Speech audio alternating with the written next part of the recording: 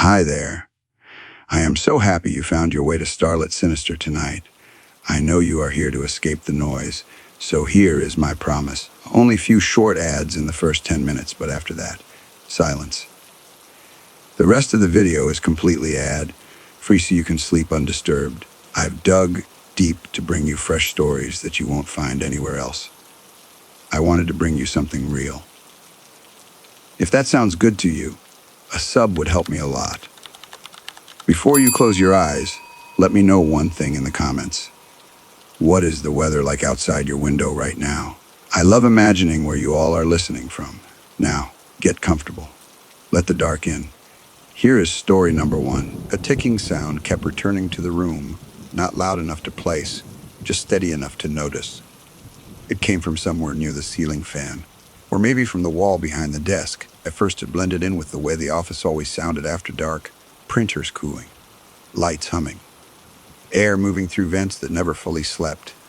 Late shifts were normal for me then. I handled records for a small historical office in a coastal town north of Seattle. Most people pictured dusty shelves and polite daytime tours. They never saw the building after 10, when the place seemed to forget what it was for. My habit was simple and not a good one. I stayed later than needed, even when the work could wait. Going home meant sitting alone with thoughts I didn't know how to quiet. Staying meant structure, even if it was thin. That night, rain pressed softly against the windows. Not hard rain, just enough to smear the streetlights into long yellow shapes. The kind that makes time feel slower without stopping it. I noticed the ticking again while sorting folders that hadn't been opened in years. Old permits, personal letters, notes written in pencil that had faded unevenly. Some of the pages smelled faintly metallic, like wet coins left too long in a pocket. That smell always made me pause. The office had been renovated, but not evenly. New desks sat beside walls that still held their original paint. One corner stayed cooler than the rest, no matter the season. I worked near that corner because the light was better. Around what felt like late evening, the ticking stopped. The quiet afterward felt heavier than silence usually does. I became aware of my own breathing, then of how shallow it was. I shifted in my chair to break the feeling. A memory came up without warning. My father standing in a doorway, keys in hand, saying nothing for too long. That pause had followed me through years, showing up in moments like this. Silence never felt empty to me. Paper slid slightly on the desk, though I hadn't touched it. Just a small movement, barely there. I told myself the air system had turned on again. The explanation felt thin, but I accepted it anyway. Standing up helped. Movement usually did. I walked to the small kitchenette and poured water from the tap. The glass trembled once in my hand before settling. From the hallway came a sound that wasn't quite a step, more like weight being adjusted. Cloth shifting. A careful pause, then nothing. I didn't call out. That wasn't my instinct. I waited, counting breaths without numbers. The office light stayed steady. Returning to my desk, I noticed one of the lower drawers was open. I kept them closed out of habit. Inside sat a stack of thin notebooks I didn't remember filing. The covers were soft with age. One notebook lay slightly apart from the others. Its edge showed a darkened stain, uneven and old. When I touched it, the paper felt cooler than expected. I hesitated, then pulled it free. The first page held no words. The second had a date written small in the corner. No year. Just a month and day I recognized too quickly. My mother used to mark that date on calendars, even after no one else did. She said it helped her remember what not to forget. I closed the notebook and sat back down slowly. The chair creaked louder than usual. The ticking returned, closer now. Not faster, just nearer. It seemed to come from beneath the desk. I bent slightly to look, then stopped myself. That old hesitation rose again, the one that kept me from opening doors too quickly. Instead, I listened. The sound had a wet edge to it, like something damp brushing against wood. A soft drag followed, then a pause, then another. My phone buzzed with a low battery warning, sharp in the quiet. The screen light reflected off the floor, showing nothing but my own shoes. I stayed still until the screen went dark again. The ticking didn't stop. Cold crept up through the soles of my shoes. Not a sudden chill. More like the room slowly remembering winter. I pulled my jacket tighter without standing. The hallway light flickered once. It held after that. Somewhere beyond the door, water dripped, steady and patient. I realized the rain outside had stopped. When the notebook slid off the desk, I didn't flinch. I watched it fall. Watched it land open to a page near the middle. Ink bled across the paper in careful lines. The writing wasn't addressed to anyone. It read like a reminder left for the writer alone. Short lines, uneven spacing. A warning written without urgency. I read only the first sentence before the ticking moved again, this time from behind me. My chair shifted slightly as if nudged by a careful hand. Breath caught somewhere high in my chest and stayed there. I didn't turn around. The chair settled on its own, stopping just short of the desk. The ticking stayed behind me, close enough that I felt it more than heard it. I focused on the desk edge, the small chip in the wood shaped like a crescent. Looking felt safer than turning. My bad habit showed itself then. I stayed quiet when I should speak. It had cost me conversations, jobs, people who thought I didn't care. Silence had always seemed easier than being wrong. The notebook page trembled slightly, though there was no air moving. Ink lines blurred for a moment, then steadied. The sentence I'd started reading came back into focus. It mentioned the floor, not a specific spot, just the floor, as if the person writing assumed anyone reading would already know which one. That assumption tightened something in my stomach. The ticking paused, and in its place came a sound like fabric brushing concrete, slow, measured. I thought about the building itself, how the renovation skipped certain areas, how the floors dipped near the back wall, just enough to notice if you paid attention.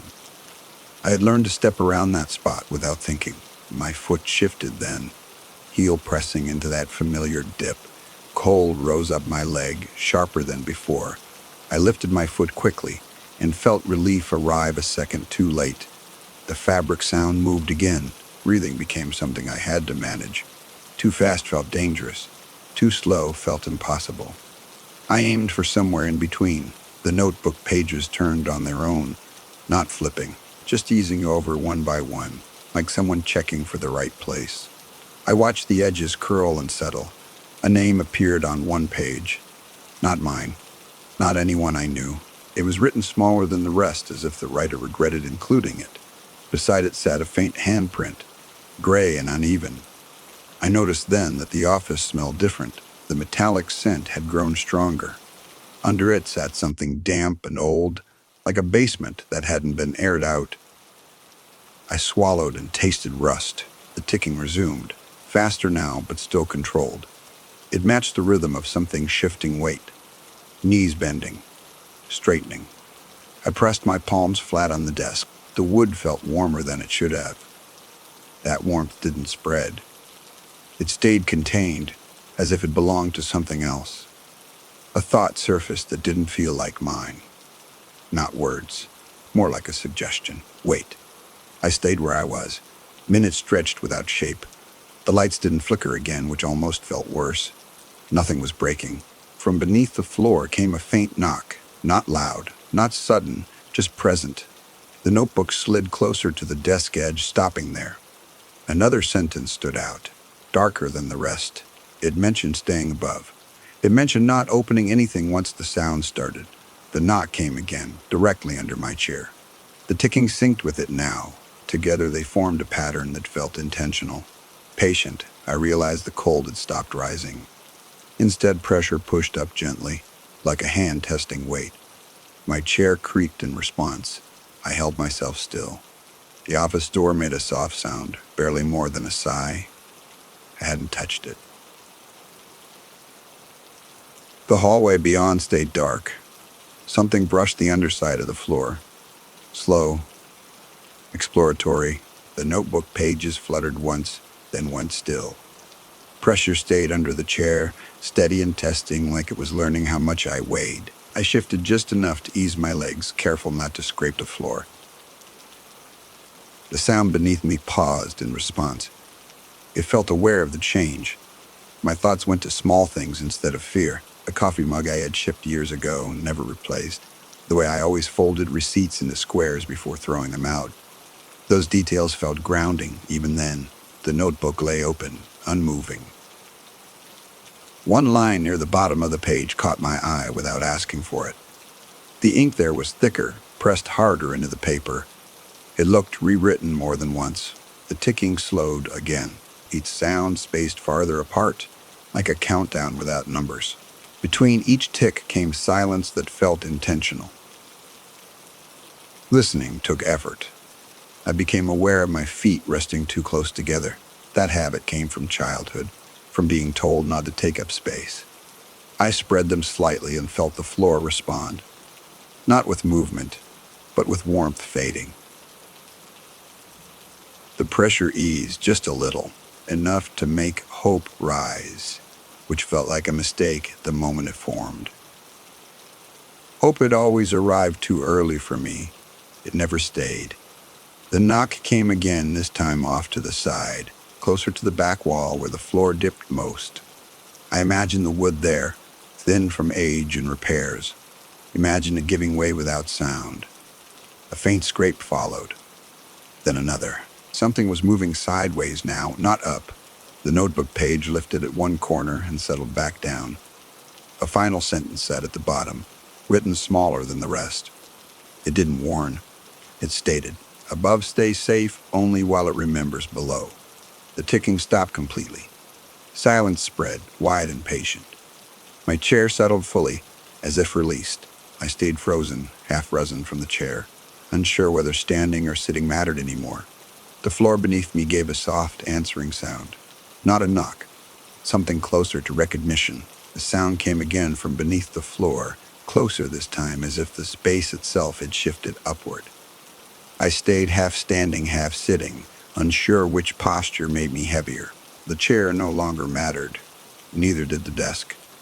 The ticking returned, but slower. It felt less like a signal and more like breathing, something taking time. Learning the room, I thought about the notebook again without looking at it, about the way it assumed knowledge. As if reading it meant I had already agreed to something. That thought settled deep and stayed. The pressure moved sideways under the floorboards, not searching anymore, choosing. The wood responded with soft complaints. I stepped back once. The floor answered with a muted shift, not resistance, recognition. My jacket brushed the desk edge and the sound felt too loud. The ticking paused in response. I waited for it to start again. It didn't. Silence stretched in a way that made my ears ring. I became aware of my pulse, slow and uneven. Each beat felt counted, marked. A faint seam appeared between two boards near the back wall, not opening, just visible, like a reminder that things fit together only until they don't. I remembered the notebook line again. Above stay safe only while it remembers below. The meaning shifted as I stood there. It wasn't advice. The floor dipped under my heel, deeper than before. Not sudden, patient. I adjusted my weight without meaning to. That was when the knock came from behind me, not under the chair now, from beneath the doorway. The sound carried through the frame and into my bones. I turned slowly, just enough to see the office door breathe inward. The gap at the bottom widened by a finger's width. Cold air slid across the floor. It smelled like damp paper and iron. The ticking resumed on the other side of the door, closer than it should have been, as if the hallway floor shared the same space, as if distance had thinned. I backed toward the desk, careful with each step. The floor followed my movement, not dragging but adjusting, keeping me centered, keeping me present. A soft sound came from below, like fabric folding itself. Then another, heavier. Something was preparing, not rushing. The notebook slid off the desk again. This time it didn't hit the floor. It stopped mid-drop, resting against the air. Then it settled gently at my feet. The page was different now. Blank, except for one line near the bottom, written darker than before. Closer to the edge. I didn't read it aloud. The room already knew. The floor shifted once more, and then waited. I don't remember deciding to sit back down. Only that the chair was there again, steady beneath me.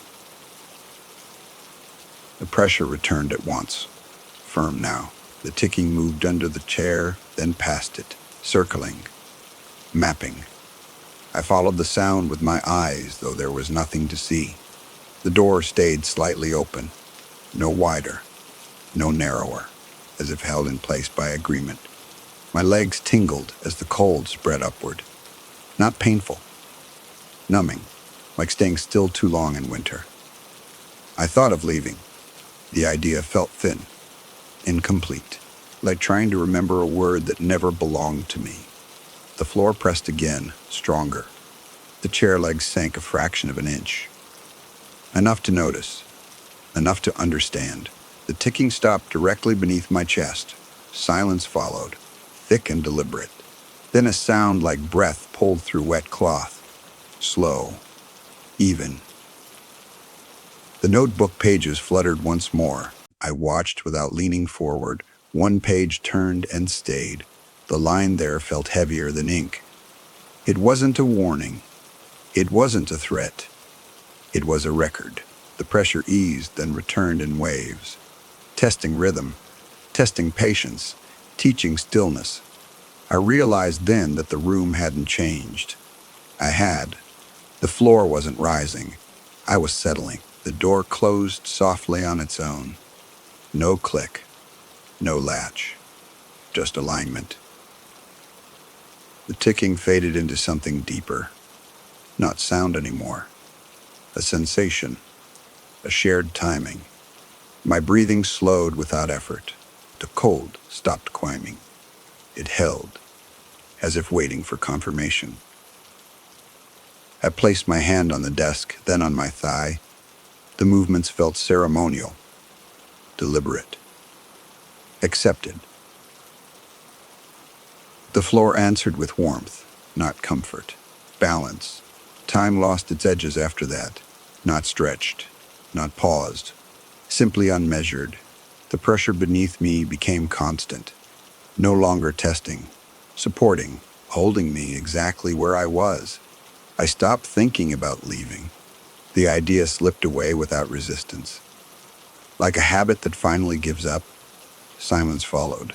The ticking returned one last time, faint and distant. It no longer circled. It stayed below, steady. I understood then what the notebook meant.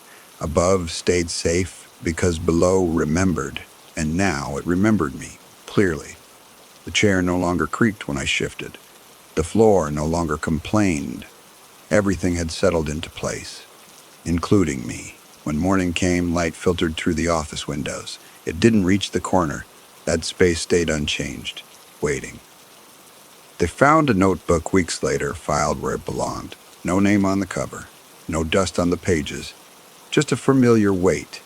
My desk stayed empty after that. No one chose the corner chair.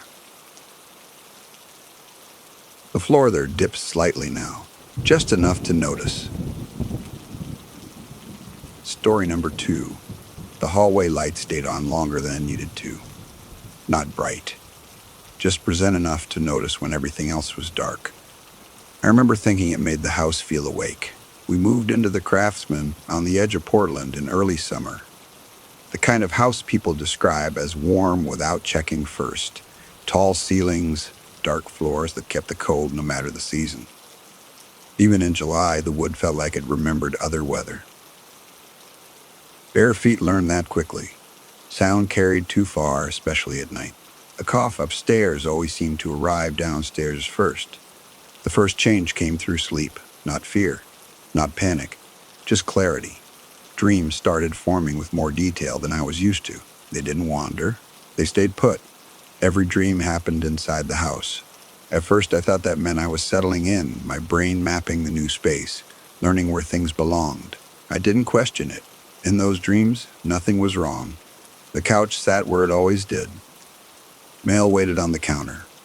The dining table held the same faint scratch near one corner.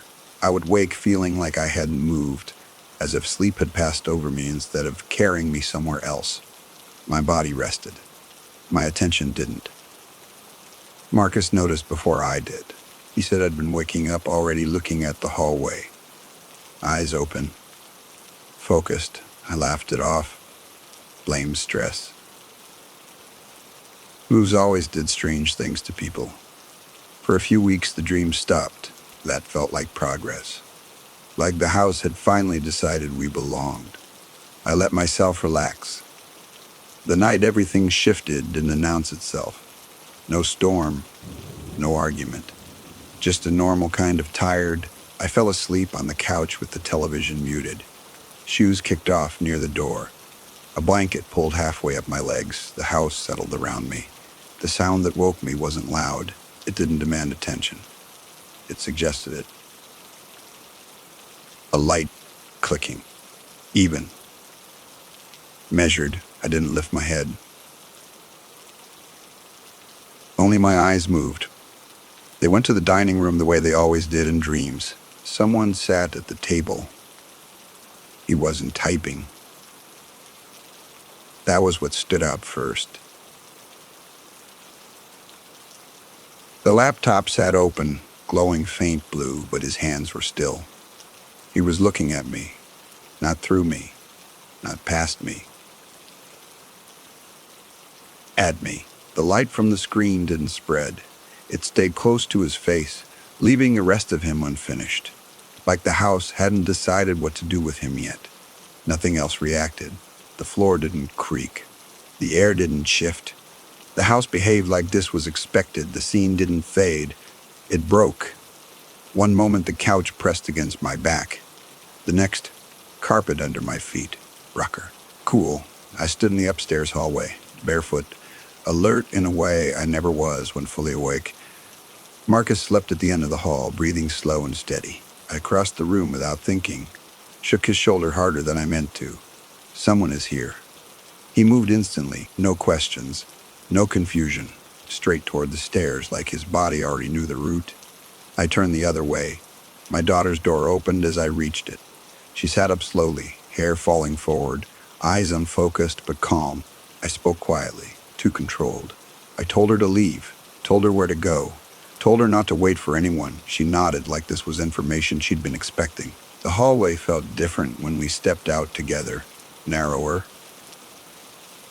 The walls seemed closer, listening. We stopped at the same time. A child lay on the floor between us and the stairs. She wasn't sleeping. Her eyes followed us without moving her head. She looked too real to be imagined. Her dress was plain cotton, wrinkled like it had been worn all day. Her hands rested neatly at her chest. Something in me softened before fear finished forming. I knelt without deciding to. Asked a question that didn't feel like mine. Is the man downstairs your father? She answered right away. Yes. No hesitation. No emotion. Like she was naming the color of the walls. She said he liked to visit people. Said he did it often. Said it kept him busy. The word busy settled badly in my chest. I asked another question even as my body leaned back. Asked if people ever got hurt. She nodded once. Clean. Certain. That was when the dream let go of me. I woke on the couch with my heart moving too fast to follow. The television screen was dark. The dining room empty. The table bare. Still, the corners of the room felt heavier, as if shadows had learned how to stay. I didn't go back to sleep. I listened instead.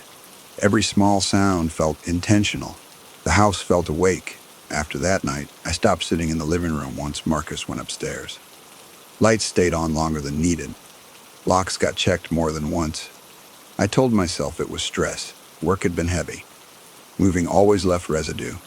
When I mentioned it to my mother over lunch, she didn't look surprised.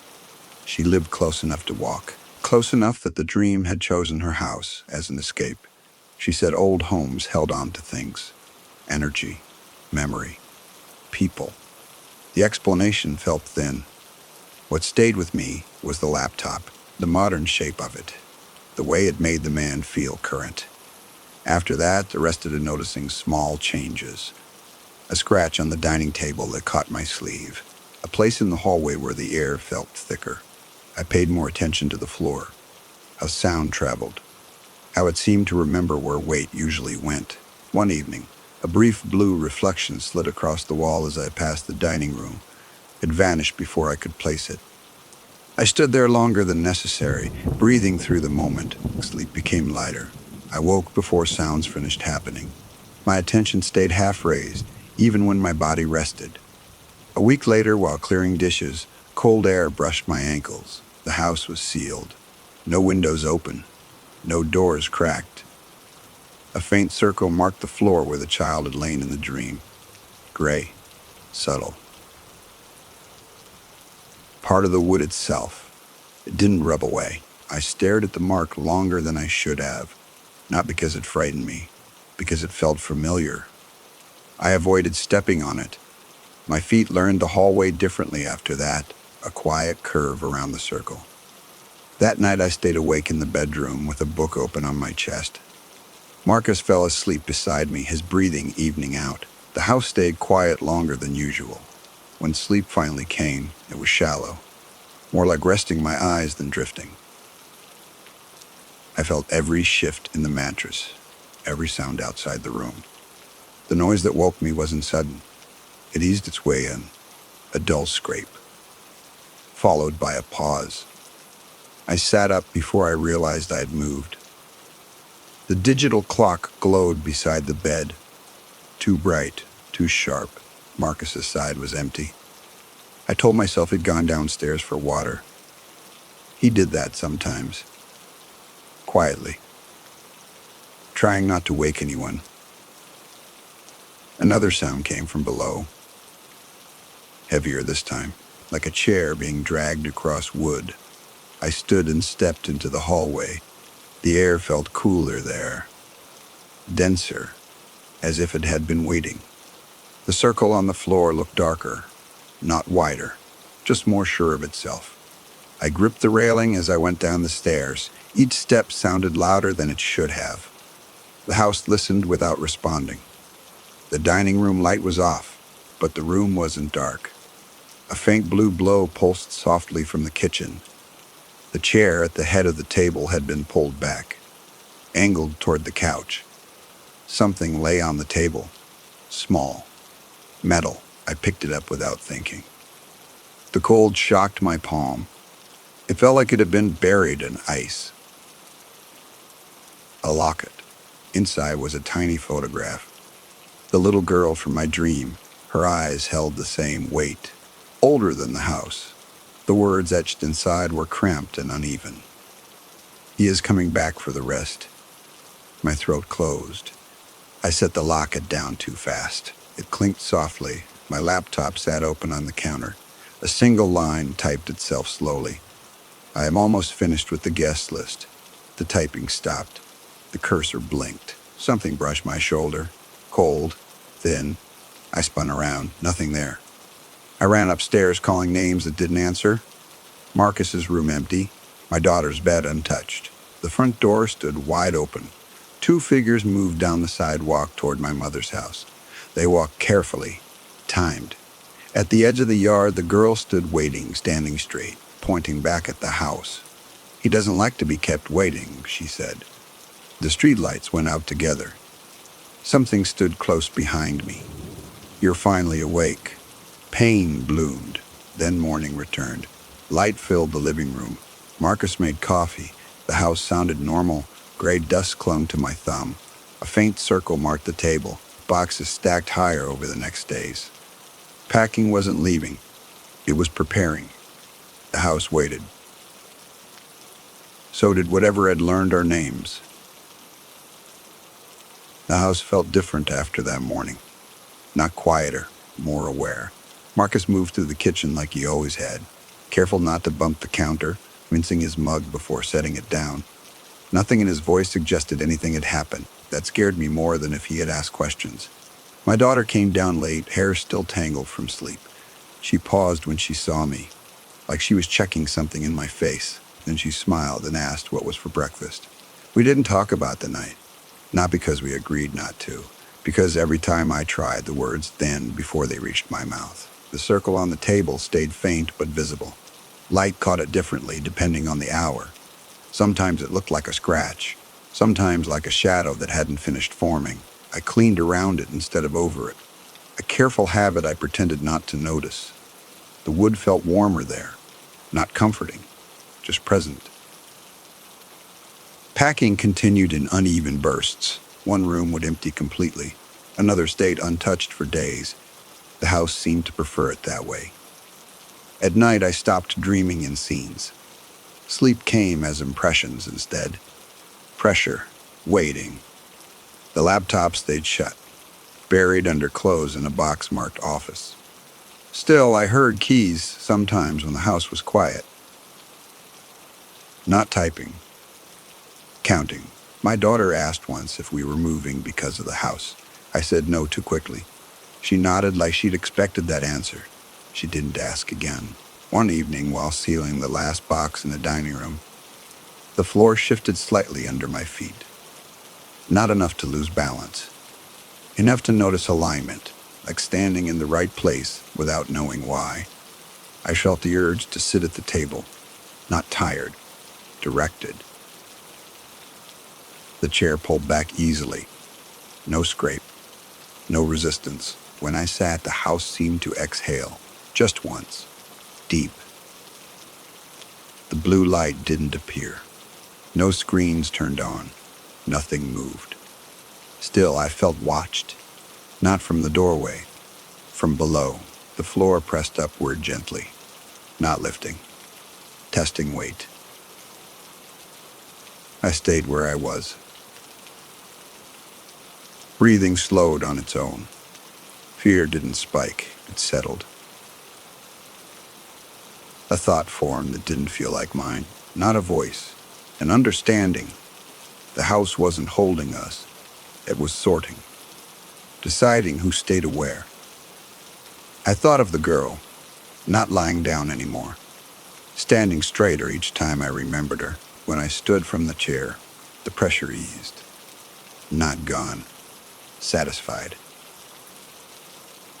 That night I slept deeply for the first time in weeks. No dreams, no impressions, just dark. Morning didn't bring relief. It brought clarity. I started noticing patterns.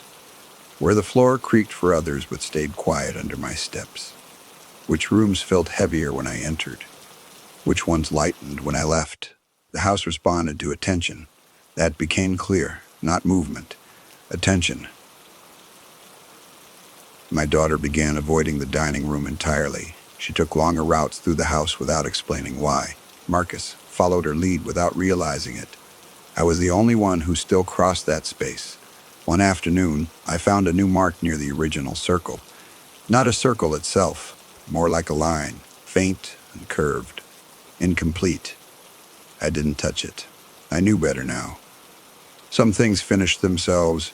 The sound beneath the floor returned that night. Not scraping, more like fabric settling. I sat on the couch with the lights off, counting breaths.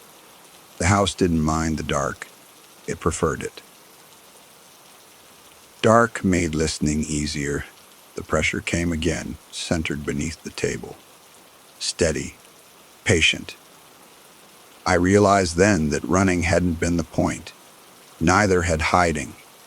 Waking had been. The guest list hadn't been names. It had been moments. Awareness logged one by one. I thought of all the nights I'd drifted through rooms half asleep, all the times I hadn't really been there. The house had noticed. It always did. When the blue light finally appeared, it was softer than before, not sharp. Diffuse. I didn't look toward the kitchen. I didn't need to. The glow wasn't about direction anymore. A presence settled behind me, not touching, not threatening. You can stop resisting. The thought arrived, not spoken, shared. My fear didn't vanish. It changed shape. smaller, contained. I understood what acceptance meant then. Not giving in, staying awake. The house didn't want us gone. It wanted us present, fully. When I stood, the glow faded. The pressure withdrew. The night loosened its hold. Upstairs, Marcus slept deeply. My daughter's door stayed closed, calm. No movement, no listening. I lay in bed and stared at the ceiling until dawn, not afraid of sleep anymore. Afraid of forgetting. That felt worse. We finished packing 2 days later. Not because everything was boxed. Because the house felt complete. The circles on the floor never spread further. They stayed faint, contained, enough to remember, not enough to warn. On our last night, I sat at the dining table one final time. No lights on, no glow. The house felt balanced then, quiet in a way that meant listening was done, decisions made. I didn't wait for anything to happen. I stayed present instead, breathing slow, aware. Below me, the floor held steady. No pressure, no testing. I understood that the house didn't follow people. It followed attention. It stayed where awareness was strongest. When we locked the door for the last time, nothing resisted. No sounds, no shifts. Driving away, I felt lighter, not free, just aligned. In the new place, sleep comes easily. Dreams wander again. They don't stay inside the walls. Still, I keep the lights low at night, not out of fear, out of respect. Some houses don't want to hurt you. They just don't want you asleep. Story number 3. Dust clung to the floorboards longer than expected. Ethan noticed it when his bare foot left a clean shape behind. That small mark bothered him more than it should have. Order usually erased things like that. Habits had followed him across state lines, straightening edges, rinsing mugs before they cooled, checking locks twice, never 3 times. The house rested near the edge of a quiet Oregon town where mist arrived without warning. Trees stood close, dulling sound before it could travel. During the day, the place felt sturdy and contained. At night, silence gathered weight. Living alone had always suited him. Long hours had trained him to enjoy stillness. Nothing moved unless he moved it. That control felt earned. Cold arrived early that autumn, not sharp, just persistent. Floors carried it longest. Evenings settled into a pattern he trusted. Shoes lined by the door. Lights checked in the same order. Windows left uncovered just enough. Sleep came easily at first. Heavy, undisturbed. Dreams stayed away. That changed without a clear reason. Rest grew lighter. Waking came without memory. The bedroom felt larger after midnight. One night, attention caught on a sound too soft to name. Not a scrape, not a knock. Something slower. Ethan stayed still, breathing shallow, sheets unmoving. The sound continued without him. Pressure worked against wood somewhere low. Measured, patient. It reminded him of chewing, though he didn't want the word. Thoughts searched for comfort. Bold boards shifting, cold tightening joints. Normal things wearing strange shapes. None of them fit. The rhythm stayed exact. Pause. Press. Pause again.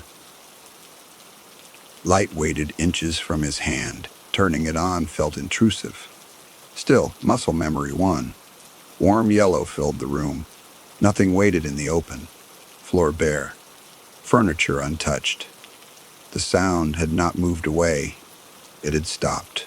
Completely. The air felt stretched thin by the absence. Ethan sat up slowly. Morning came pale and wet. Mist blurred the yard into soft edges. He cleaned the room, though nothing looked wrong. The habit steadied him. Work drifted by in fragments. Emails half-read, replies sent late. The sound returned without permission. The second night stayed quiet. So did the third. Waiting grew heavier than hearing. Sleep thinned. A small camera arrived on the 4th day.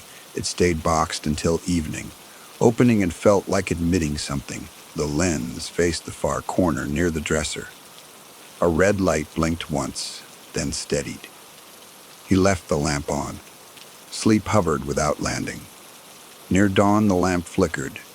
Just once, enough to tighten his chest. The light held. Fog thickened the following night. Street sounds vanished early.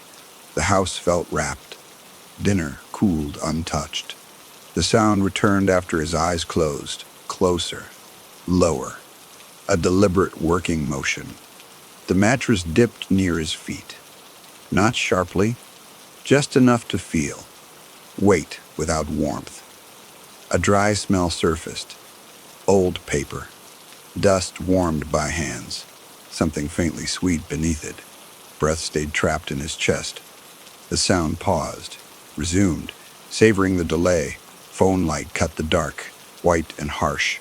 The sound stopped instantly. The weight slid away without movement. Sheets held a shallow dip. Eyes stayed fixed there. The room felt shared. That thought followed him outside. Mist swallowed the house as he locked the door. Air felt easier to breathe. The camera light blinked faintly upstairs. He did not look back. Morning thinned the fog enough to return. Inside felt paused, like a sentence left unfinished. Nothing appeared disturbed. The camera came down with him. Footage played without sound at first. Hours collapsed into minutes. Then the corner bent inward. A darker shape gathered where the floor met the wall. Sound followed, clearer than memory. Press, pause, press again. The shape leaned toward the bed. Weight appeared where none should exist. Reflective points turned toward the lens. They stayed there. Ethan closed the laptop. Understanding settled quietly. The house had not been empty. It had been patient. Silence followed him through the rest of the morning. Not empty. Held. Like something waiting for a signal. Ethan stayed in the kitchen longer than needed. He didn't turn on the overhead light. Gray daylight slid in along the counter instead. The house felt awake in a way he couldn't explain. Coffee went cold beside the sink. His hands hovered, unsure. Small tremors lived in his fingers now. He waited for them to pass before trusting himself to move. The camera sat where he'd left it. He didn't cover it, didn't put it away. Letting it remain visible felt safer than hiding it. Work became a distant idea. Work became a distant idea. A short message was sent. No details. Silence returned immediately after. Cleaning followed without intention. Rag against wood. Straight lines restored. The floorboards responded with low creaks, stretched and tired. The corner near the dresser resisted attention. Not visibly. Not sharply. It felt denser than the rest of the room. Ethan noticed how his steps curved around it, how his eyes slid away before reaching it. The avoidance felt practiced, like something learned long ago and forgotten. Afternoon drifted by slowly. Mist thinned, then thickened again. Light shifted without clear cause. Time felt padded, dulled at the edges. Memory wandered to the man who sold him the house. Careful pauses, short answers, a habit of changing the subject when silence grew too long. Nothing had been said about repairs, nothing about aid settling deeper than expected. The price had felt generous. He hadn't questioned why. The evening arrived without hunger. A sandwich sat half-eaten on the counter. The smell returned, dry and familiar. Stronger now that he noticed it. Staying the night didn't feel brave. It felt unfinished. Leaving without understanding felt worse than fear.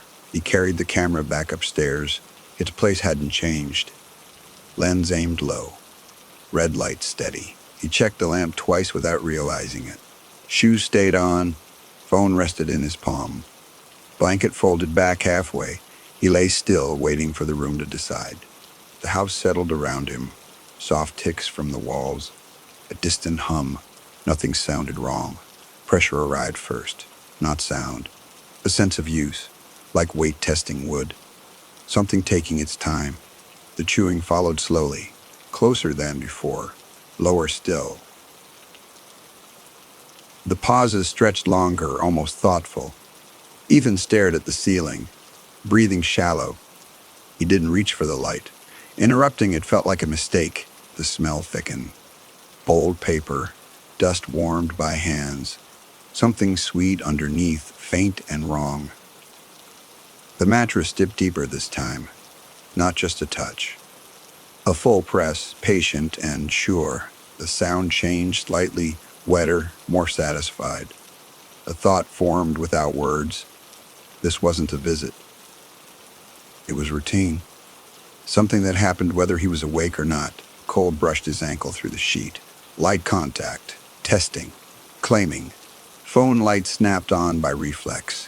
White flooded the room. The sound stopped. The weight slid away, smooth and fast. Indentations remained. Not one, two, as if something had shifted position before leaving. Ethan stood too quickly. Shoes scraped wood. The camera was pulled free without care. He didn't look back at the bed. Mist waited outside thicker than before. The house looked smaller through it, less solid, like something being slowly erased. Sleep came in the car without permission. Dreams broke apart before forming. Press. Pause. Press again. Morning returned damp and pale. The house waited, not expectant, certain. He carried the camera inside without removing his shoes. Kitchen chair scraped loudly in the quiet. The sound made him flinch. Silence closed in again. Footage loaded slower this time. He watched from a distance. Arms crossed. Breath held.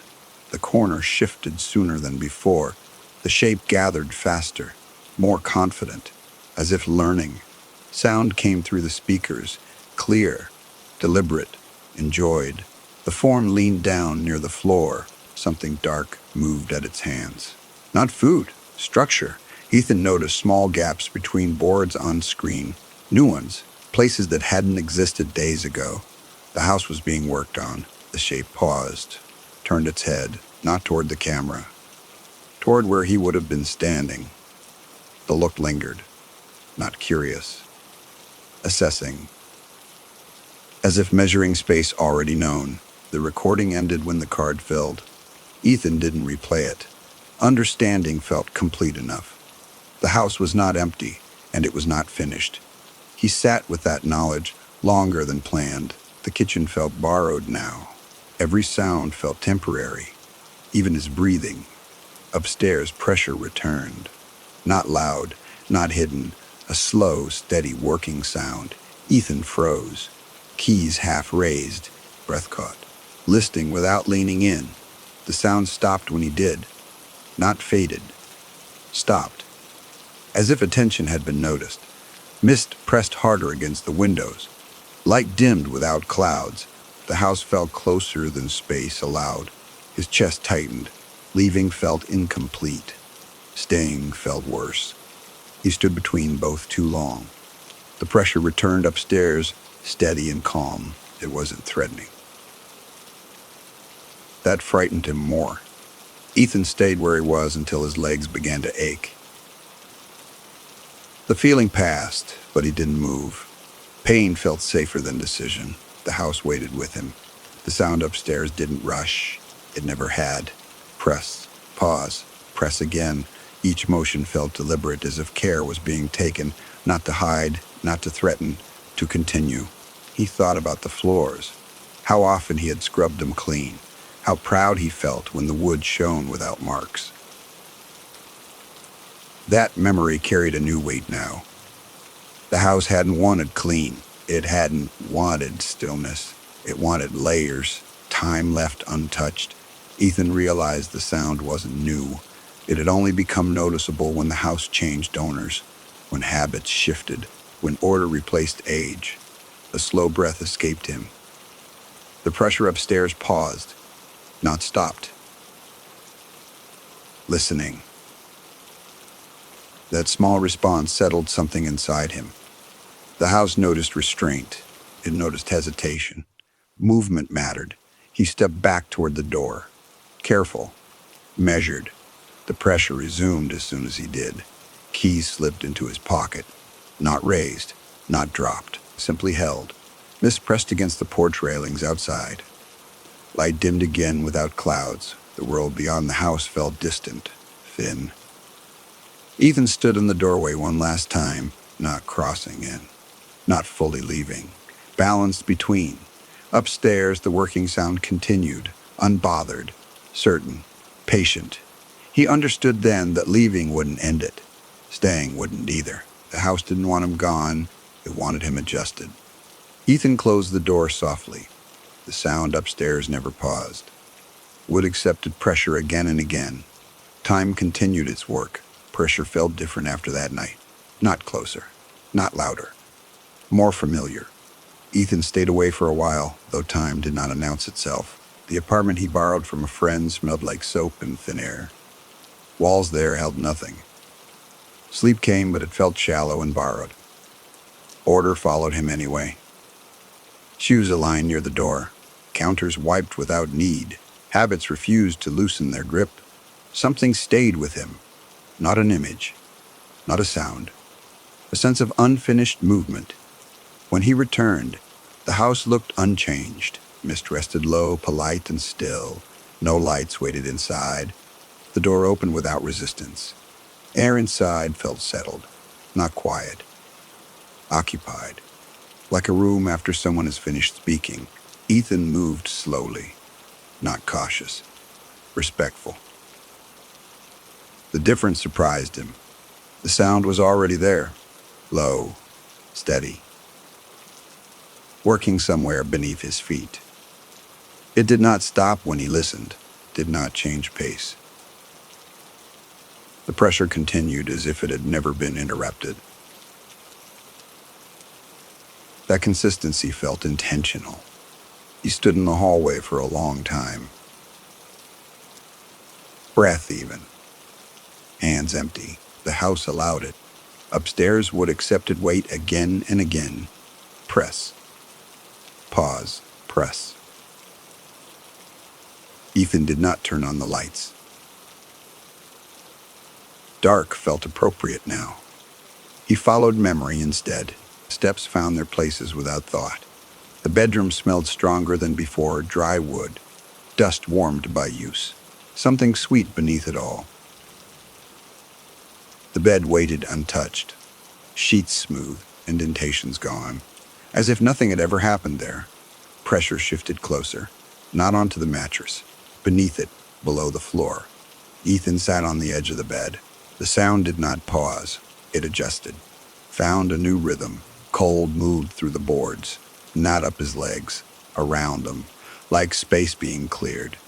He rested his hands on his knees, breathing slow, measured. The house noticed. The pressure slowed, not stopped, matched him, press, pause. Ethan understood then that resistance had been the noise, the cleaning, the fixing, the insistence on stillness. He had mistaken silence for safety. The house had never wanted that. It wanted continuation, time allowed to leave its mark. The sound moved again, closer to the surface, not breaking through, testing. Ethan stayed seated, did not reach for the light, did not rise. Stillness felt like permission now. A thought settled without fear. The house was not feeding. It was aging, and it expected to be allowed to. The pressure beneath the bed eased. Not gone, resting. Satisfied for now. Ethan lay back slowly. Sheets cooled under his weight. The sound resumed at a distance, steady and calm. Sleep arrived without force. No dreams followed, only the sense of something continuing nearby. Working, patient, uninterrupted. Morning didn't arrive so much as thin itself into the room. Light seeped around the curtains without direction. Ethan woke already listening. The sound was still there. It lived lower now, deeper, not near the bed, not even the room. Somewhere beneath the house, steady and unbothered, he stayed still to understand it. The rhythm had changed again, slower, less deliberate, more habitual. Getting up felt optional. So did leaving. The house did not push either idea forward. It simply continued. Ethan swung his legs over the side of the bed. The floor felt cool, familiar. No hesitation met his weight. Boards accepted him without comment. Downstairs, the kitchen waited in its usual shape. Nothing misplaced, nothing newly claimed. Order remained, but it felt thinner. He made coffee without measuring, didn't wipe the counter afterward. The cup left a ring he noticed and ignored. That felt like progress. The sound traveled faintly through the floor as he stood there. Press. Pause. A gentler motion now, like something settling rather than working.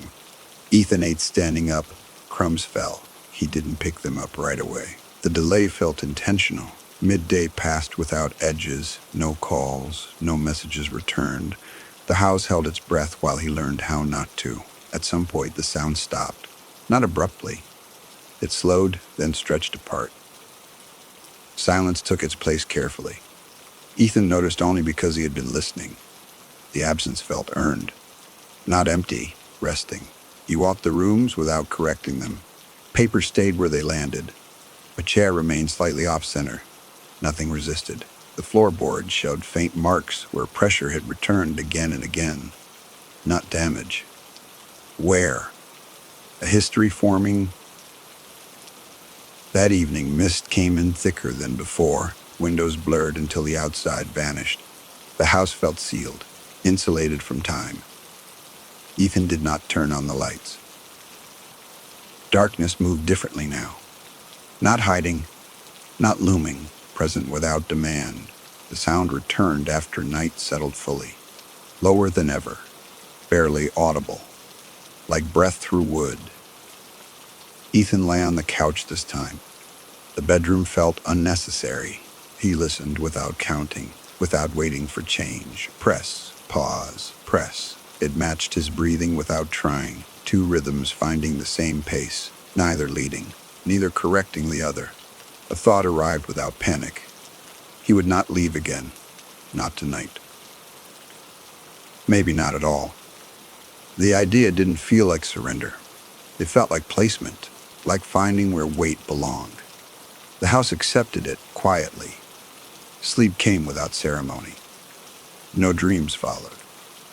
Only the sound, distant and calm, marking time, working where it always had. He woke near dawn on the couch. Mist pressed hard against the windows. The sound had faded again. Not gone, just resting. Ethan stood, stretched. His back ached slightly, a reminder of weight and use. He welcomed it. Upstairs, the bedroom smelled faintly of dust and old wood. Not unpleasant. Honest. The floor held no new marks. He stood there a moment longer than needed, hands at his sides, breath slow, listening for permission. None was required. The house did not react. It did not test him. It simply remained. That afternoon, Ethan opened the windows for the first time in days. Mist slid out reluctantly. Air moved through the rooms without resistance. The house adjusted. The sound did not return that night, nor the next. Silence stayed, but it felt different now. Earned. Temporary. Ethan stopped cleaning on a schedule. He fixed only what broke. He let dust settle before wiping it away. The house seemed to prefer that. Weeks did not announce themselves. Time passed by, feel instead. Through light shifts. Through changes in the sound's absence. Sometimes, late at night, pressure returned faintly. A reminder. A continuation. Never urgent. Ethan listened without fear when it did. He stayed still. Allowed its space. The sound always softened after. The house settled into a rhythm that didn't ask permission. Ethan noticed it in small ways. How the floors warmed under his feet at night. How silence no longer felt like a test. He stopped marking days. Morning came when light shifted. Night arrived when the sound returned faintly. Time folded into habit. Pressure still appeared sometimes. Never sudden, never demanding. A reminder that things continued whether he watched or not. Ethan learned where to sit when it happened. Not directly above it, not too far away. Close enough to acknowledge without interrupting. The sound stayed low now, almost gentle. Press. Pause. He understood it wasn't working toward an end. It wasn't repairing or breaking anything.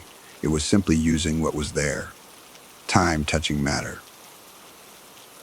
One evening, he noticed a loose board near the hallway wall. It shifted slightly under his hand. He didn't fix it. He placed the rug back and let it be. Sleep came easily after that, deeper than before. Uninterrupted, the house breathed with him. When pressure returned, it stayed brief, a few cycles. Then rest, like something checking in. Ethan stopped thinking of it as the house. It felt more like a shared weight, something that existed because he did too, neither owning the space alone. Visitors stopped coming, not because he refused them, they simply didn't stay long. The quiet asked more than most people wanted to give. Ethan didn't explain when they asked. Words felt unnecessary. The house didn't need defending. It only needed patience. Late one night, the sound returned stronger than it had in weeks. Not loud, just closer, right beneath the floor where he stood. Ethan didn't move away. He sat down slowly, hands resting on the boards, listening. Press, pause, press again. The rhythm matched his breathing without effort. He felt it through his palms. A transfer of weight. A shared pace. Something settled then. Not finished. Not complete. Aligned. Ethan leaned back against the wall, eyes closed. No urge to reach for light. Darkness felt neutral now. The pressure eased, not gone. Resting deeper. Satisfied, he stayed there until his legs went numb. Didn't mind it. Pain felt like proof of place, of presence. When he finally stood, the house didn't react. No sound followed. No test returned. Silence held steady. Ethan went to bed without checking the locks. Left the light off. The room felt balanced. Used but not crowded. Sleep came softly. No dreams arrived. Only the sense of something continuing below him. Patient. Unfinished.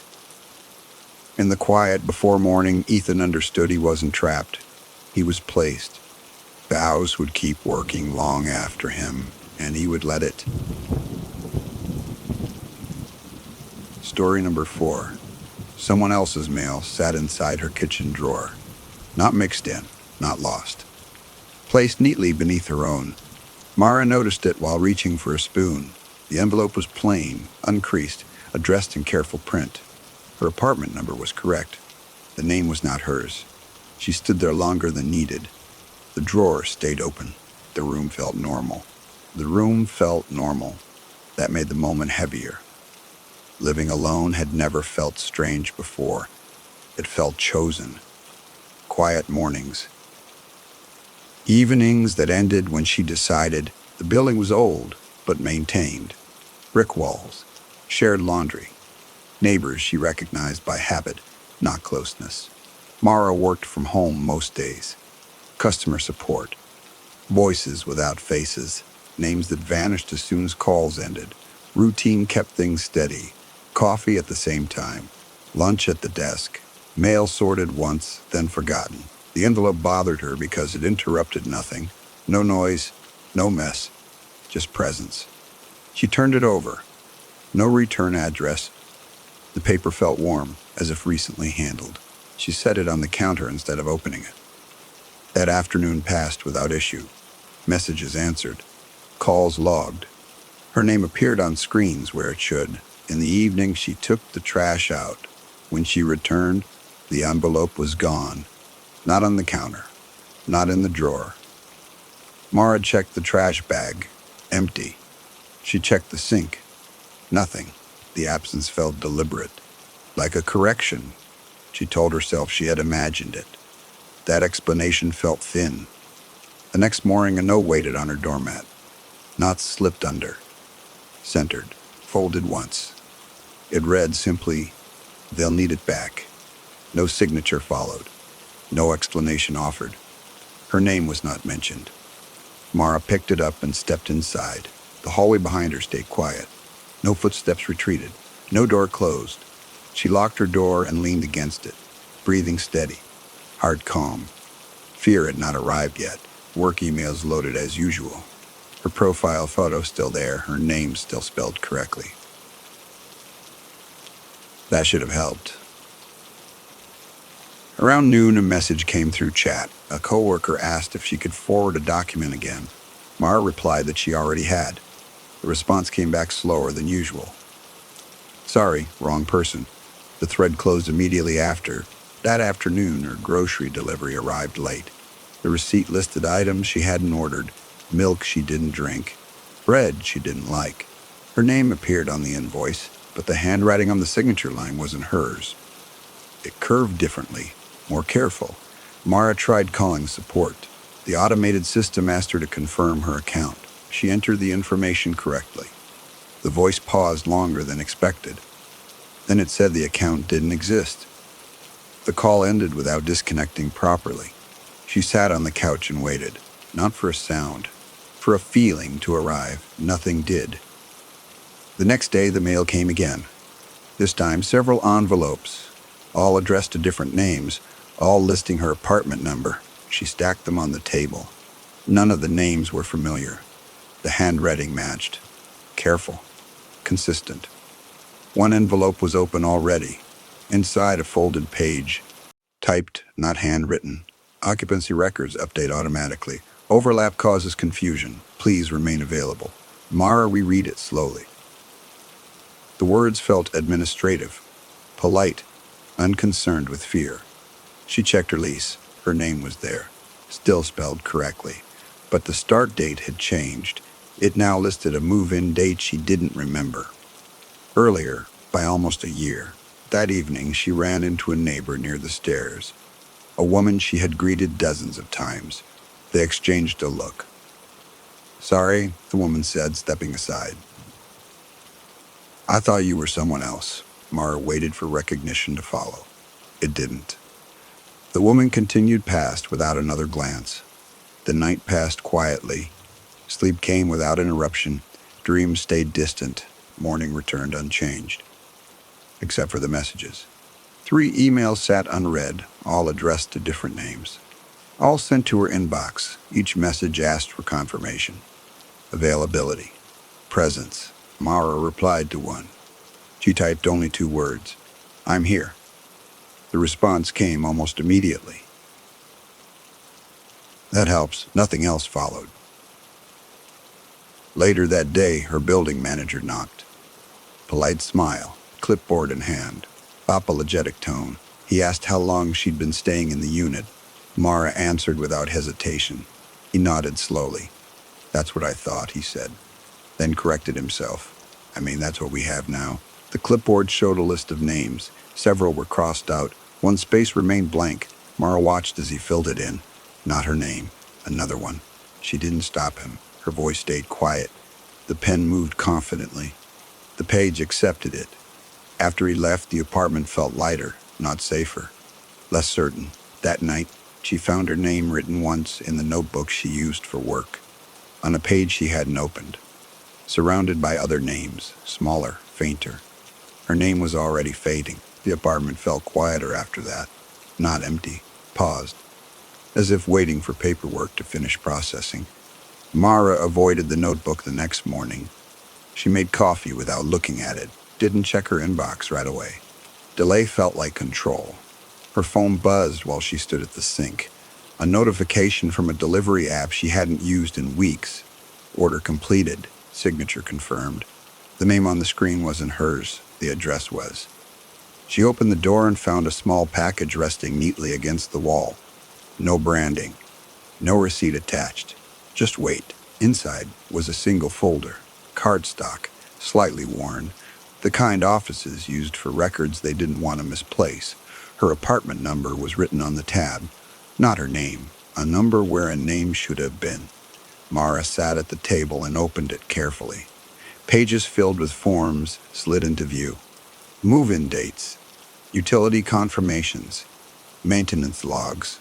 Each page listed a different name, all tied to her unit, all overlapping in ways that didn't make sense. Some dates crossed over each other, others ended abruptly without explanation. A few names were circled, then scratched out. She flipped to the last page. A blank form waited there. Fields unfilled. Ready. Mara closed the folder and pushed it aside. Her hands felt steady. Her breathing stayed slow. Panic still hadn't arrived. Work messages came through mid-morning. The supervisor asked if she could update her profile. A routine request. She clicked the link. The page loaded, then refreshed. Her photo was gone.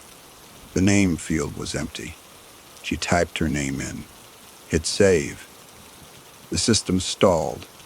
A message appeared beneath the form. Name already in use. No option to proceed. Mara refreshed the page again. The name field filled itself. Not with her name. With one she didn't recognize. She logged out. Logged back in. The account still existed, but it no longer felt like hers. At lunch, she went downstairs to check the mail. The box labeled with her apartment number was full. Too full for one day. She carried the stack back upstairs. Most envelopes were addressed to unfamiliar names. Different handwriting, same careful style. One envelope was addressed to her, only her first name. No last name at all. Inside was a single sheet of paper. Printed text. Short lines. Overlap causes instability. Names resolve conflict. Please choose carefully. Mara folded the paper and set it beside the folder. Her appetite never arrived. She drank water instead. Watched the light shift across the floor. That afternoon, the building grew busier than usual. Footsteps passed her door, voices paused in the hallway, then moved on. Once, she heard someone try her handle. Not forcefully. A polite test. The lock held. She didn't open the door. She waited until the hallway settled again. Her name stayed unspoken. Later, a knock came, firm, professional. She answered this time. Two people stood outside. Both wore neutral expressions. Good boards held at the same angle. They asked if she was available to answer a few questions. Mara nodded, stepped aside. They didn't sit. They remained standing as if time mattered. Their questions stayed simple. How long had she lived here? Whether she lived alone. If she'd noticed any confusion recently. Mara answered honestly. They wrote quickly. Didn't look up. One of them paused. Checked a line, then asked her name. Mara said it without hesitation. The person repeated it softly, as if testing how it sounded. The pen hovered, then moved, not writing her name. When they finished, they thanked her, left without another word. The hallway felt longer after. That evening, the folder was back on the table. She was sure she'd moved it earlier. The blank form was now filled. A name sat neatly in the field. Not hers. Not familiar. The handwriting matched the envelopes. Careful. Confident. Mara stared at it for a long time. She tried to feel anger. Or fear. What arrived instead was a dull understanding. She took out the notebook again. Flipped to the page with the fading names. Added one more. Her own. Written lightly, as if not to press too hard. The ink looked thinner than before. Already settling into the paper. Already becoming part of it. The building quieted earlier than usual that night. Lights across the courtyard went dark, one by one. Mara noticed because she had stopped noticing most things. Attention felt expensive now. She didn't cook dinner. Didn't open the folder again. She sat by the window with the notebook closed in her lap, waiting for a reason to open it felt wrong. Her phone vibrated once. No sound followed. The screen lit and dimmed on its own. No notification appeared. Mara checked the time. It hadn't changed. She checked again a minute later. Still the same. The pause stretched without announcing itself. Not a gap. A hold. Like something refusing to advance. She stood and walked the apartment slowly. Each room felt intact. Used, assigned. The spare chair near the table had shifted slightly. Not moved far. Turned just enough to face her. She hadn't touched it. Mira corrected it, then stopped halfway. Her hand hovered. She let the chair remain angled.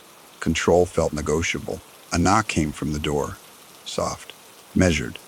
Not asking for urgency. She didn't answer right away. The knock didn't repeat. It waited, as if time were flexible. When she opened the door, no one stood there. The hallway lights stayed on. Carpet undisturbed, air cool and still. On the floor lay a single laminated card, no logo, no color, just text. Status pending. Please remain present. Mara picked it up and closed the door. The card bent slightly under her fingers. Warm again. Handled recently. She placed it beside the folder. The notebook stayed closed. Her name felt fragile and seen. Better left untouched. That night, sleep came in layers. Not deep. Not light. Like drifting between pages. She woke without alarm. The room looked the same. Her body felt rested. That worried her. In the kitchen, a new mug sat on the counter. White. Unchipped. She didn't own it. Steam rose from it faintly. The coffee smelled fresh. Still warm. As if waiting. Mara didn't drink it. She set it in the sink. The drain ran briefly, though she hadn't turned it on, then stopped. Her phone buzzed again. This time a message appeared. Unknown sender. Selection improves stability. Non-selection increases overlap. She typed a reply and erased it. Typed again. Paused. Sent nothing. The building manager's clipboard came back to her. The blank line. The confident pen. The name she hadn't recognized. Mara opened the folder once more. The pages felt thinner than before. Some records had faded. Others sharpened. She noticed one entry had gained detail. Utilities confirmed. Access granted. Occupancy validated. The name matched the one written on the blank form. Not hers. Yet everything else pointed to her apartment. Mara closed the folder carefully. She didn't feel replaced. She felt processed. The notebook seemed heavier when she picked it up. The page with names had changed again. Several were gone, only 3 remained. One faint, one darker, one newly written. Her own name had thinned to an outline, readable only at an angle. The paper beneath it felt smooth. Mara understood then that choosing wasn't required. Presence was. The rest would resolve without her. She stood and walked to the door, didn't open it, didn't lock it either. Balance felt correct. The laminated card slid slightly on the table, not falling, just adjusting, as if acknowledging her position. Mara returned to the chair and sat, hands folded loosely, breath even, waiting without counting. The lights dimmed a fraction. Not off, not failing, reassigned. Her phone screen lit once more. A final message appeared. No sender listed. Update in progress. Do not interrupt. Mara set the phone face down. She did not look at the notebook again. She stayed still. Available. The apartment adjusted without asking her, not rearranged. Reclassified. Mara felt it in the way air settled. Morning arrived without sound. No alarms. No street noise. Light filled the rooms evenly, like a form approved without review. Mara rose and moved through the kitchen. The mug was gone. The laminated card sat face down.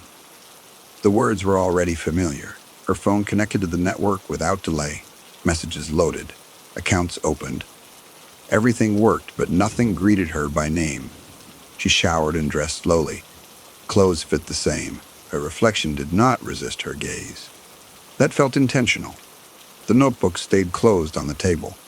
She passed it once, then again. Each time the urge to check faded faster. When she stepped into the hallway, the lights remained steady. Neighbors passed without looking twice. No confusion crossed their faces. She blended without effort. Outside, the day felt assigned, not chosen. Wind moved gently. The sky stayed neutral. Mara walked longer than planned, not to escape, to confirm continuity. Her steps left no sense of interruption. A storefront window reflected her back. The image lagged half a breath behind, then matched her again. Close enough. At a cafe, she ordered coffee. The barista didn't ask for a name. The cup arrived blank, warm and sufficient. She drank it slowly. The taste was ordinary. Nothing carried warning. Ordinary felt like permission. When she returned home, the building manager stood near the mailboxes. He nodded politely, did not stop her.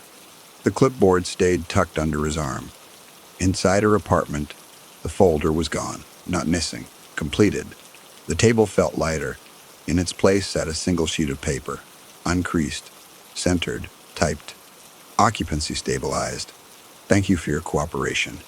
Mara read it once, then folded it carefully.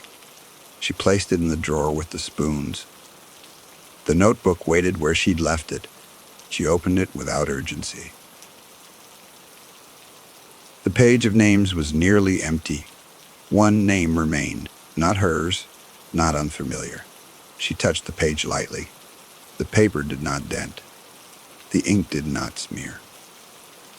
Finality felt administrative. Mara closed the notebook and returned it to the shelf. She did not throw it away. Records were meant to exist, just not always be accessed. The evening passed without incident. Lights stayed consistent. No knocks arrived. Silence behaved itself. Mara cooked dinner and left dishes in the sink, not as defiance, as confirmation. Nothing corrected her. She sat on the couch and let time move without tracking it. The phone remained face down. No messages pushed through. Processing felt complete. Later, she noticed the apartment felt slightly larger. Walls farther apart, ceilings higher, space reallocated. She didn't test it. Testing had been part of the problem. Presence had solved more than action. She stayed still. A sound passed through the building. Not a noise, more like a shift, as if another record had closed nearby. Mara thought of the other names, not with pity, with distance. Overlap had consequences. She slept that night without interruption. No dreams formed, no gaps followed. Morning arrived cleanly. In the bathroom mirror, her reflection looked settled, not relieved, aligned, like a document after final review. Her inbox held one new message. No sender listed, no subject line. Status confirmed. Further action not required. Mara deleted it without reading again. Some confirmations worked better once. Repetition invited review. She preferred stability. Days passed without announcement. Work continued. Paychecks arrived. Her name appeared where systems still needed one. Other places stopped asking. Subscriptions ended quietly. Mail thinned. The drawer stayed orderly. Occasionally, she noticed a pause in conversation, a moment where someone searched for a word. It passed quickly. Not about her. One afternoon, she found a new envelope inside the drawer. Plain, unaddressed, empty. She didn't remove it. Some containers existed to mark absence. She understood that now. The envelope stayed. That night, she stood by the window and watched lights across the courtyard. They dimmed and brightened without pattern. None went out completely. Balance held. Weeks softened into routine, not tracked, not named, used. Mara noticed she was rarely asked questions anymore. Forms autofilled. Systems assumed. She passed without friction. Once, a neighbor smiled and greeted her by name, not the one she remembered. She answered anyway. It fit. The notebook gathered dust on the shelf. The page inside stayed unchanged. No new names appeared. Resolution remained stable. One evening, she felt a brief pull. Not fear, not warning, a reminder of process. She sat down and waited, breathing steady. Hands relaxed. Nothing required her input. The pull faded. The apartment stayed the same. She stayed the same. Enough. Mara understood then that nothing had been taken from her. Not exactly. It had been reassigned. Somewhere, a list had closed. A space had resolved. An overlap had ended. The system moved on. She turned off the light and went to bed. No final checks. No notes left behind. The room accepted her weight. Sleep came without delay. No interruptions followed. Morning would arrive when scheduled, not for her, but around her. And when it did, Mara would already be there, present, available, and no longer waiting. Story number 5. The air tasted faintly of paper and metal. Old, dry. held too long. Martin noticed it when he unlocked the storage room beneath the municipal records office. The smell didn't rush out. It waited. He worked evenings in a mid-sized town in northern England. Not a city, not rural. A place that kept its history stacked neatly instead of displayed. Martin's job wasn't important to anyone else. Digitizing records, scanning folders, logging dates. He liked it because nothing moved once it was filed. Past events stayed past. Names stayed on paper. That night, the storage room felt different. Not colder, more attentive. The overhead light flickered once and steadied. Shelving lined the walls. Boxes labeled by decades sat in patient rows. Martin rolled his chair to the assigned shelf and opened the first box. Birth records. Typed. Yellowed. He scanned carefully, one page at a time. No rush. Halfway through the stack, he paused. The document sat where it shouldn't have. No label. No date. Just a thin folder, heavier than it looked. Martin frowned and opened it. Inside was a single sheet, handwritten, in pencil. The handwriting was neat but uncertain, as if rewritten many times. It listed his full name, correct spelling, correct middle initial. Below it sat a column of dates, not his birth date, not anything he recognized. The last date matched the current day. Martin closed the folder slowly. The room stayed quiet. The light didn't flicker again. He checked the box label. 1920 to 1924. Nothing recent should have been there. Martin stood and returned the folder to the box. Not filed, just placed.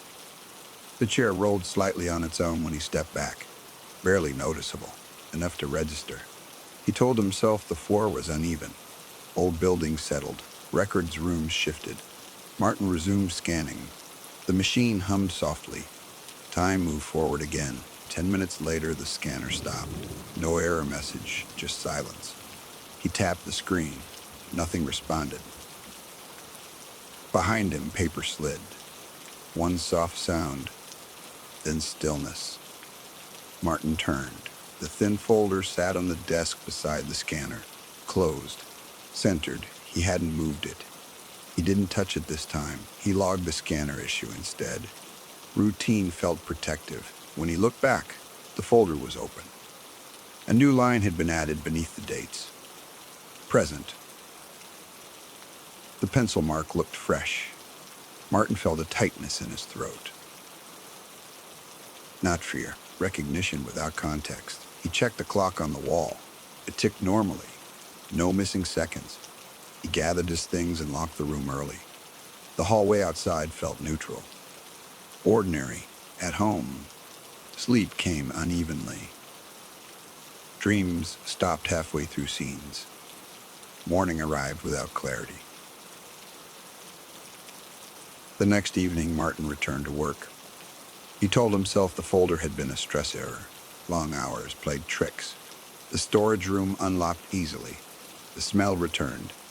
The folder waited on the desk. This time it held more pages. Printed forms, typed summaries, photographs. They weren't of places, they were of rooms. Rooms Martin recognized.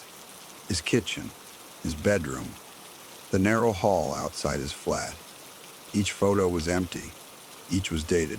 Some dates hadn't happened yet. Martin's hands shook slightly as he turned the last page. A final line waited at the bottom. Subject, maintains awareness. The light flickered again, then steadied. Martin closed the folder and sat very still. The room felt complete, as if something had finished checking him in. Martin stayed seated longer than necessary, not frozen. Listening, the storage room held its shape. Shelves didn't shift. Boxes didn't settle. He placed the folder back inside the box. Same position, same angle. The scanner powered on when he touched it again. No warning screen, no delay.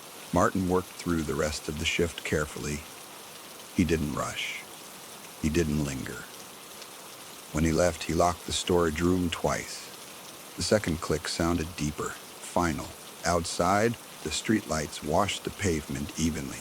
The town felt awake enough, safe in its ordinariness. At home, Martin checked his flat before taking off his coat. Windows closed. Lights off. No unfamiliar smells. He slept with the bedroom door open. That was new. He didn't question. In the morning, his phone showed a missed notification. No sender. No message body. Just a timestamp from 2 minutes before he woke. Martin deleted it without opening anything else. The day moved on.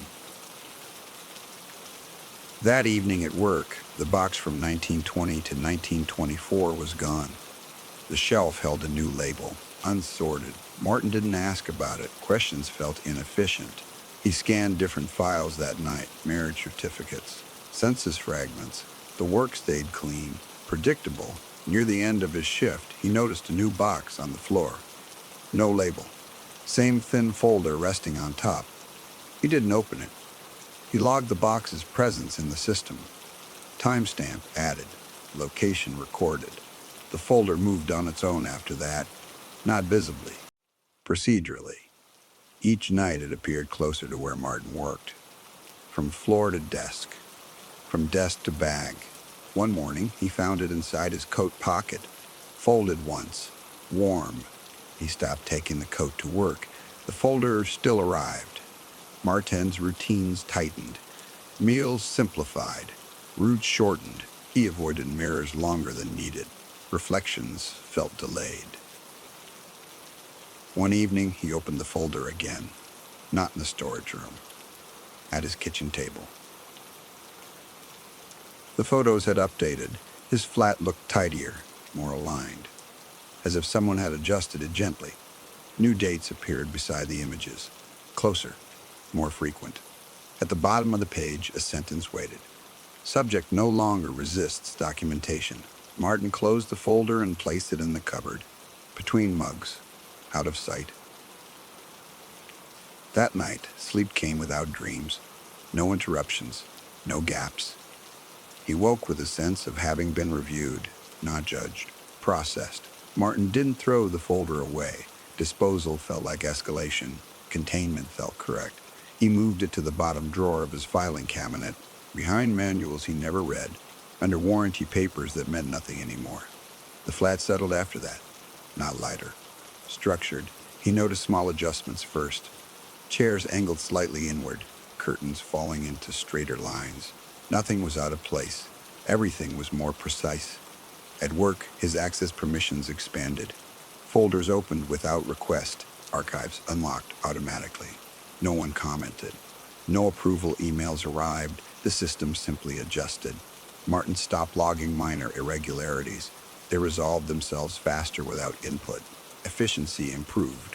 One evening, the folder reappeared on his kitchen table, closed, aligned with the edge. He stood across from it and breathed slowly. The room didn't wait. It observed. Inside, the pages had changed again. Less images, more text, short entries. Neutral language. Subject compliant. Environment stable. Continuation approved. Martin read the lines without reaction. His pulse stayed even. His hands remained steady. At the bottom of the final page, one sentence sat alone. Presence no longer required on-site. He closed the folder and felt something loosen, not relief, release. That night, the storage room key fell from his ring. He didn't notice until morning. It wasn't missed. At work, his supervisor reassigned him quietly. Different department, day hours. No farewell, no explanation. The records office continued without him. Scanning persisted. Boxes stayed patient. Martin's flat returned to normal over time. Chairs shifted back. Curtains softened. The folder didn't return. Weeks passed. Then more. Occasionally, Martin felt watched in public places. Not followed. Acknowledged. A sense of having been indexed. Stored correctly. No longer active. He learned to live with that. Some systems didn't haunt. They archived. Martin locked his door one evening and paused. The hallway felt ordinary, uninterested. He walked inside and turned on the light. The room accepted him without adjustment. That felt like an ending. The reassignment should have ended it. Day hours, different floor, New access badge. Martin told himself systems didn't linger once they closed the file. They moved on. They archived. For a while, that felt true. Morning work brought noise, foot traffic, phones ringing, too much motion for attention to settle. Martin adapted. Earlier sleep, regular meals, predictable evenings. The sense of being indexed faded to a dull awareness, like a scar that didn't ache unless touched. The touch came quietly. One evening he returned home to find the filing cabinet drawer open, not forced, just extended. The folder wasn't inside. The drawer felt lighter, as if it had never belonged there. Martin stood still and listened. The flat held its breath, then released it. On the kitchen table sat a single page. No folder, no stack. Typed, centered, remote review scheduled. There was no date. Martin folded the page once and placed it in the bin. Paper disposal felt allowed. Final enough. The bin stayed empty. That night, sleep arrived without dreams. Morning followed its usual order. At work, a colleague asked if he'd updated his home address. The question sounded casual, routine. Martin said no. The colleague nodded and moved on. His system profile updated anyway. A notification blinked once, then disappeared. Over the next days, small conveniences appeared. Passwords remembered themselves. Doors unlocked faster. His commute shortened without reason. Buses arrived early. Crosswalks cleared. Martin stopped noticing until he did. At home, the lights adjusted on their own, not turning on, balancing. He felt accommodated. One evening, the page returned. This time, 2 lines. Review in progress. Subject stable. Martin didn't throw it away. He placed it in a book and closed the cover. The book stayed warm. Martin began to notice how easily things resolved themselves. Appointments shifted without calls. Errors corrected before he saw them. It wasn't luck. It felt procedural, like permissions expanding quietly in the background. At the flat, drawers stayed where he left them. Nothing moved anymore. Nothing needed to. The book with the page inside waited on the shelf. Martin didn't open it again. Knowing felt optional. He started sleeping with the curtains open. Light came in earlier. Morning arrived without effort. One night, he woke to a soft sound. Not movement, typing. It came from nowhere specific. A rhythm without keys, measured. Martin lay still and listened. The sound faded once he acknowledged it. That felt important. The next day, his phone showed a new app. No icon name, no alerts. He didn't install it. It had always been there. When he tapped it, nothing opened. The screen stayed black, warm to the touch. Martin closed it and went to work. His supervisor smiled more than usual, mentioned performance metrics, improvement curves. Martin nodded and didn't ask which ones. At lunch, he noticed a printed sheet on his tray, white, uncreased. Review nearing completion. He folded it neatly and placed it in his pocket. The paper felt thin, temporary. Back home, the flat smelled neutral. No dampness, no warmth. The book on the shelf had shifted slightly. Not opened, recentered. Martin took it down and opened it carefully. The page inside had changed. Compliance confirmed. Observation reduced. Autonomy pending. He closed the book and felt a slow breath leave him. Not relief. Alignment. That night, he dreamed of shelves again. Empty ones this time. Labels removed. He woke before the dream finished. The room felt lighter. In the morning, the app was gone. So was the page. Martin made coffee and drank it slowly. The mug cooled normally. Time behaved. He didn't check the filing cabinet. He didn't need to. At work, nothing new appeared. No notes. No quiet confirmations. The system stayed silent. That silence felt deliberate. The silence lasted longer than Martin expected. Days, not hours. Nothing adjusted itself. He learned to notice the absence without filling it. No confirmations arrived. No quiet corrections followed his steps. At work, systems behaved normally. Passwords expired on schedule. Forms required signatures again. The extra ease was gone, so was the sense of being tracked. Martin found himself missing the order it had brought. Not the watching, the certainty. At home, the flat felt smaller, not cramped, personal. Chairs stayed where he left them. Light switches did what they were told.